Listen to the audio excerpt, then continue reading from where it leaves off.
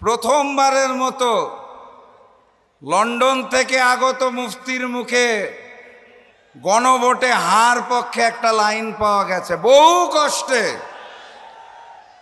বহু কষ্টে মুখ দিয়ে শব্দটা বের করা গেছে।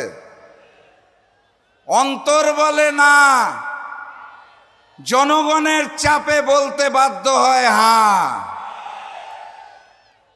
মনের মধ্যে আছে 10 বছরের বেশি আমাকে প্রধানমন্ত্রী থাকতে হবে। হ্যাঁ জয়যুক্ত হলে তো আমাকে আর বেশি প্রধানমন্ত্রী হওয়ার সুযোগ নাই। হ্যাঁ যদি জয়যুক্ত হয় আমি তো ফ্যাসিজম আর জন্ম দিতে পারবো না। হ্যাঁ জয়যুক্ত হলে আর স্বৈরতন্ত্র করতে পারবো না। হ্যাঁ জয়যুক্ত হলে প্রধানমন্ত্রী এবং প্রেসিডেন্টের ক্ষমতার মধ্যে সমতা আসবে। এত দুঃখ কষ্টে অন্তরের মধ্যে না, মুখে বহু কষ্টে বের হয়েছে হ্যাঁ।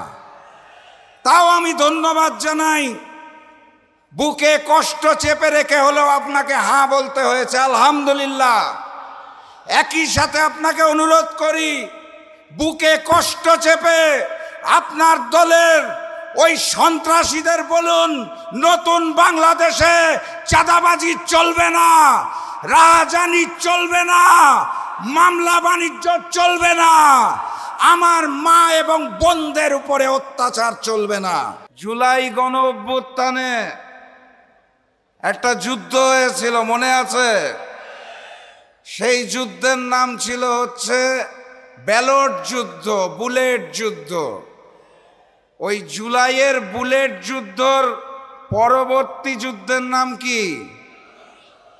বুলেট যুদ্ধকে ব্যালট যুদ্ধে রূপান্তর করে 12 তারিখ আমরা ওই ভারতে দস্তখত করে আসা লন্ডনের নতুন মুফতিকে জানিয়ে দেব, এই বাংলার মাটিতে নতুন করে ভারতীয় আধিপত্যবাদ চলবে না। সংগ্রামী সাথী এবং বন্ধুগণ, আমি গত 2 দিন ধরে কিছু ছবি দেখতে পাচ্ছি। আমি জানি না ছবিগুলা সত্য না মিথ্যা, কিন্তু দুঃখের সাথে দেখতে পাচ্ছি বিএনপির 2 জন বড় নেতার সাথে ভারতের গোয়েন্দা সংস্থার বৈঠকের চিত্র।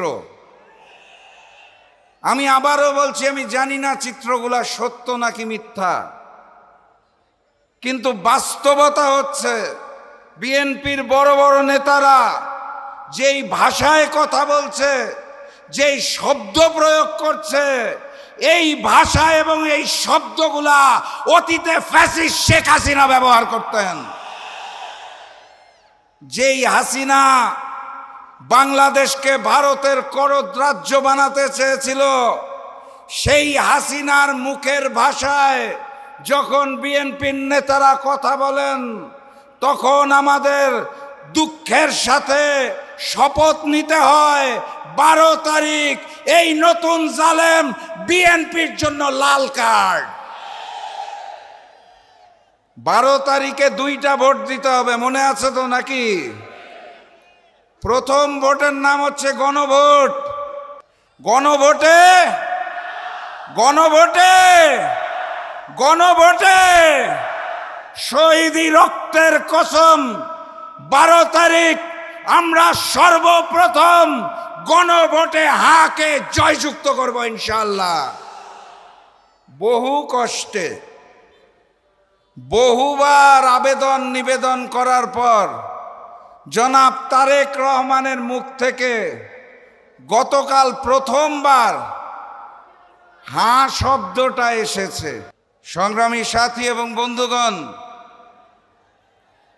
গতকালকে প্রথমবারের মতো লন্ডন থেকে আগত মুফতির মুখে গণভোটে হার পক্ষে একটা লাইন পাওয়া গেছে। বহু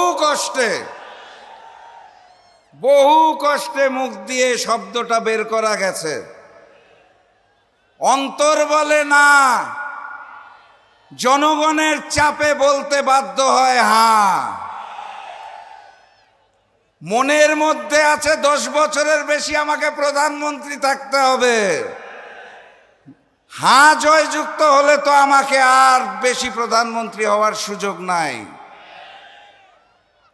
হ্যাঁ যদি জয়যুক্ত হয় আমি তো ফ্যাসিজম আর জন্ম দিতে পারবো না। হ্যাঁ জয়যুক্ত হলে আর স্বৈরতন্ত্র করতে পারবো না। হ্যাঁ জয়যুক্ত হলে প্রধানমন্ত্রী এবং প্রেসিডেন্টের ক্ষমতার মধ্যে সমতা আসবে। এত দুঃখ কষ্টে অন্তরের মধ্যে না, মুখে বহু কষ্টে বের হয়েছে হ্যাঁ।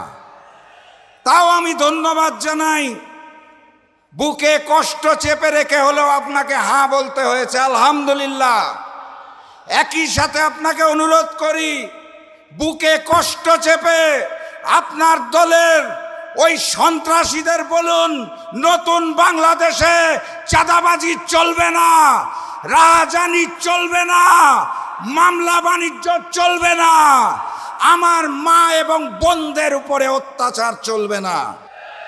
এখানে যারা ছাত্র যুবক ভাই আছেন তাদের বলে যেতে চাই, মায়ের ইজ্জতের উপর যদি হাত পড়ে শরীরের শেষ রক্ত থাকা পর্যন্ত প্রতিরোধ করবেন। আর 12 তারিখ এখানের যে 5 প্রতিদ্বন্দ্বী আছে, 3টা দাড়িপাল্লা, 2টা শাপলাকলি, এর বাদে আর কোনো বিজয় শুনতে চাই না।